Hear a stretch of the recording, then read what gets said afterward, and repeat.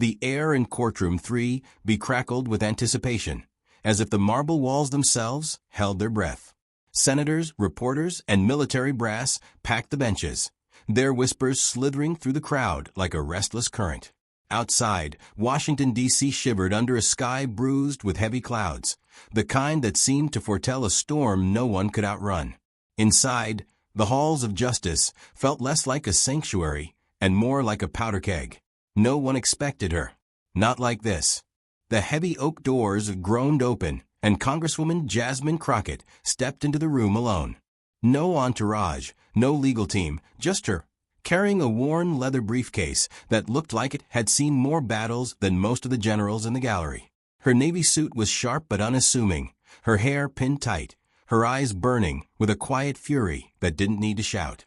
Her heels struck the stone floor like the ticking of a metronome, each step slicing through the murmurs. She didn't glance at the senators, the press, or the gawking anchors. She stared straight ahead, her focus ablade. The room buzzed with speculation. "Is that really her?" someone hissed. "She's got no one with her," another muttered, smirking. Some leaned forward, eager for a spectacle. Others sat back, already savoring the thought of her downfall. Jasmine set her briefcase on the defendant's table with a deliberate gentleness, opened it just a crack, and folded her hands. Calm, composed, a statue carved from defiance.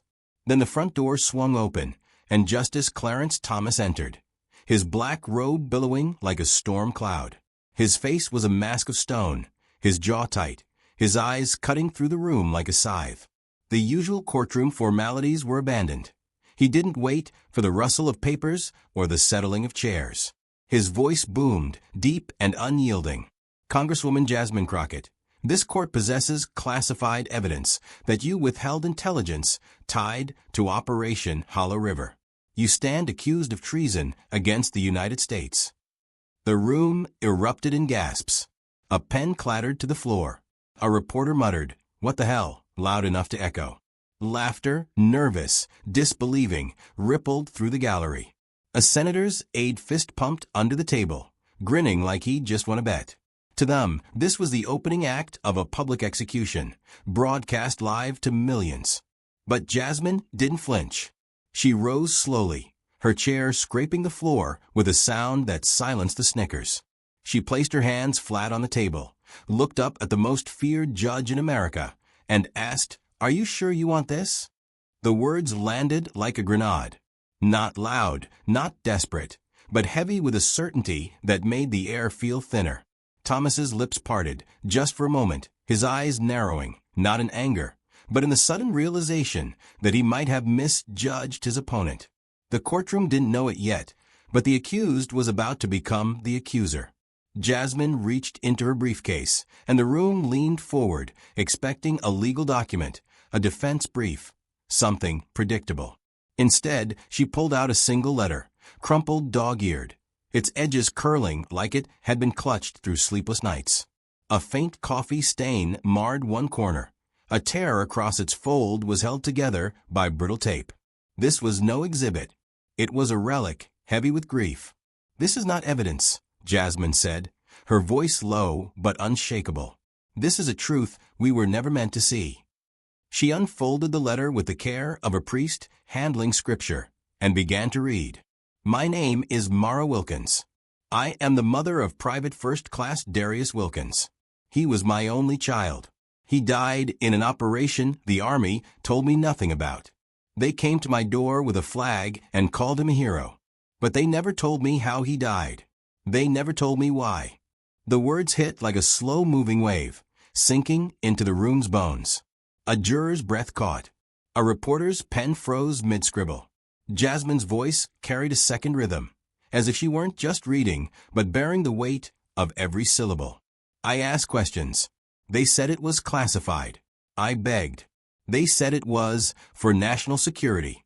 But when I closed his bedroom door, I knew they were hiding something." The gallery stirred, discomfort rippling like a chill. "For months I couldn't sleep," she continued. "I'd hear his footsteps on the stairs. I'd smell his shampoo in the hallway. Sometimes I'd think I heard him laugh, just for a second, and then remember he wasn't coming back. Sniffles broke the silence, spreading like wildfire. Even the cynics, the ones who'd come to watch a career implode, felt their throats tighten. This wasn't about Jasmine anymore. It was about a mother's unanswered grief. "I'm not writing this because I want someone punished," Jasmine read on. "I'm writing because I want someone to say my son mattered, that his life wasn't just a statistic buried in redacted reports." She paused, letting the silence flood the room. When she looked up, the smug smiles were gone. Jurors sat frozen, some with wet eyes. A retired Navy vet pressed his thumb to the corner of his eye, staring at the floor. The courtroom wasn't a stage anymore. It was awake. But Jasmine wasn't done. With a soft click, she opened her briefcase again. This time, she pulled out a stack of documents, cold, official, stamped with the faint outline of a government seal. "I'm entering these into the public record," she said, her voice steady as a surgeon's hand. "These are federal records, unsealed 7 days ago. Not rumors. Not opinions. Facts." She held up the first page. "Operation Hollow River," she said, the header glaring in bold black font. Timestamps, locations, names, details once buried under redactions, now laid bare. She flipped to another page, her finger tracing a single line. Subject, showing signs of life during extraction. Breathing shallow. Field medic notified. No follow-up recorded. The words hung in the air like smoke. Darius Wilkins had been alive. The laughter died. This wasn't an oversight. This was a choice. A juror gasped. A reporter mouthed a prayer. Jasmine laid out another document, this one bearing the logo of Strat Defense, a private military contractor. It detailed missing medical gear, a defibrillator, an unlogged field kit. Then came the final strike. She reached into her briefcase and held up a photograph, grainy but unmistakable. Justice Clarence Thomas and Leonard Kenner, CEO of Strat Defense, clinking wine glasses at a Georgetown restaurant 8 months earlier. The room went still. A gasp broke from the back row. Thomas shifted in his chair, his stone mask cracking just enough to betray him. The picture spoke louder than any accusation. Jasmine didn't need to say a word. The courtroom doors creaked open again, and a small figure stepped forward. Eloise Wilkins, barely 5 feet tall, her gray hair tightly curled, her cane clicking softly against the floor. She moved with a quiet steel, her eyes fixed on the witness stand. Jasmine stepped aside, her composure faltering for the first time. Eloise adjusted the microphone and spoke, her voice soft but unyielding. "I buried my daughter. Then I buried my grandson. All I've ever wanted is to know what happened. Not what they put in a letter. Not what they said in the papers. What really happened." She pulled a photo from her purse, its edges worn from years of handling. Darius, grinning in his uniform beside a rusty car with a proud Army Mom sticker. "He loved that car," she said. "Said he'd fix it up when he came home." Her voice broke, not from weakness, but from the weight of 2 funerals and 0 answers. "But he never came home, and they never told us why." Next came Susan Hale, a former Army nurse with tired eyes and a folder clutched in her lap. "I was on duty the night Private First Class Darius Wilkins was brought in," she said, her voice barely above a whisper. "They told us it was classified, that we weren't to ask questions. But I saw him. He was still breathing. He looked right at me and kept saying, 'Tell my mama I'm okay,' over and over, like he thought if he said it enough, someone would make it true." Her lips trembled. "And he died alone." The room stirred, a journalist lowering her camera to cover her mouth. A juror gripped the armrest, knuckles white.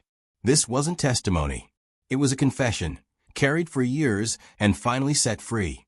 Then came the final blow. Jasmine nodded to a technician, and a speaker crackled to life. Static, then a voice, calm, cold, unmistakable. "Clarence Thomas. If the mother pushes too hard, it'll shut the story down before it spreads." The words detonated. A pen clattered. The stenographer flinched. Thomas's jaw clenched, his gaze dropping. There was no defense, no spin. The truth was out, and it was merciless. Jasmine could have ended it there, but she didn't.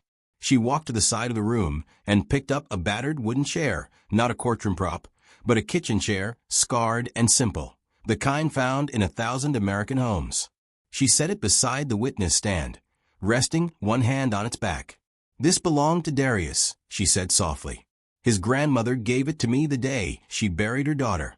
This is where he sat every night for dinner, where he told them he'd enlist.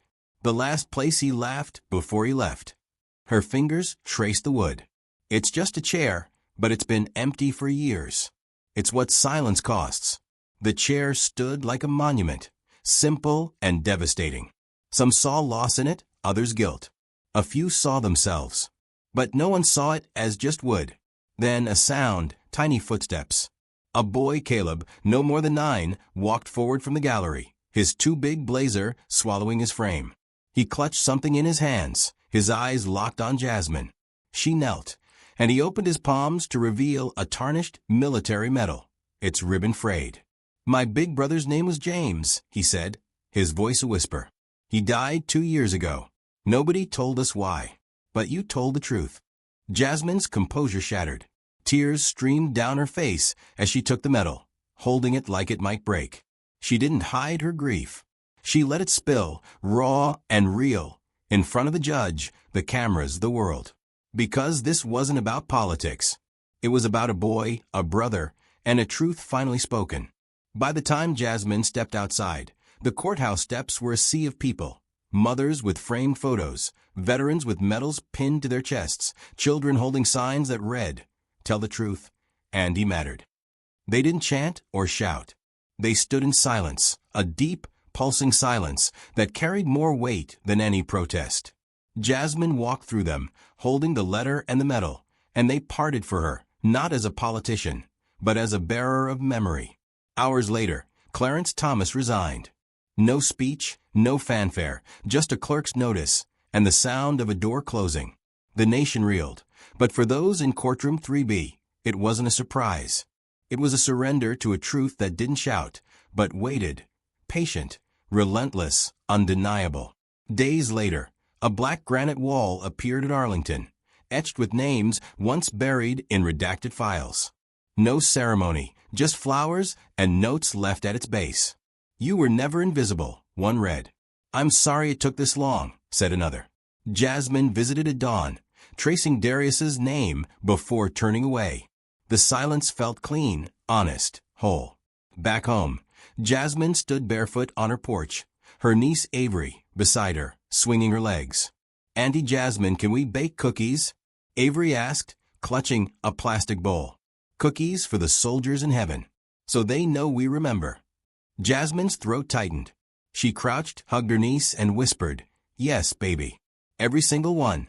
That evening, a letter was taped to her door, written in shaky cursive.